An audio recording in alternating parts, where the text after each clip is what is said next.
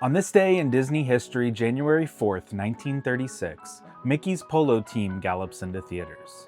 In the early 1930s, polo wasn't just a sport in Hollywood, it was a social scene. Studio heads, actors, and celebrities treated the polo field the way others treated golf courses or backlot lunches. And Walt Disney was all in. He kept multiple ponies, captained his own Mickey Mouse team, and played regularly alongside fellow polo devotee Will Rogers, who had helped popularize the sport among Hollywood's elite. Walt even pulled his own staff into the game. Disney animators, including Norm Ferguson, Les Clark, Dick Lundy, and others, suited up and played with him at fields like the Riviera Polo Grounds, where horses, celebrities, and studio politics all mixed together. It was competitive, physical, and risky, but Walt loved it, and that passion eventually made its way onto the screen.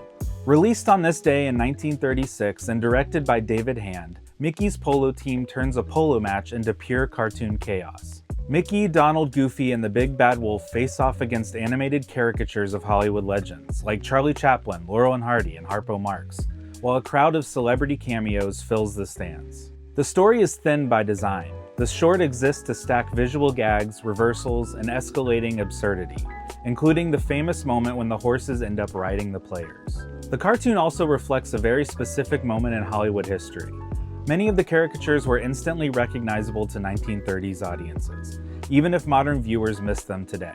The referee, for example, is a send-up of silent film star Jack Holt, a real-life polo player who rode at the same fields as Walt.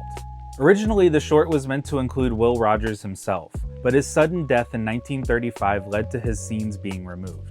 Even without him, the cartoon stands as a snapshot of Walt's world at the time, where his personal interests and studio output frequently overlapped. Mickey's polo team was released while David Hand was already deep into directing Snow White, and it marks the peak of Walt's polo era. Just 2 years later, a serious on-field injury would permanently damage Walt's neck, ending his time in the sport and leaving him with pain he carried for the rest of his life. Often remembered as a novelty, Mickey's polo team is something more. It's a moment where Walt Disney's off-screen life collided directly with animation, where personal obsession, Hollywood celebrity, and cartoon chaos all shared the same field, if only for a few minutes in black and white. Follow for more Daily Disney History.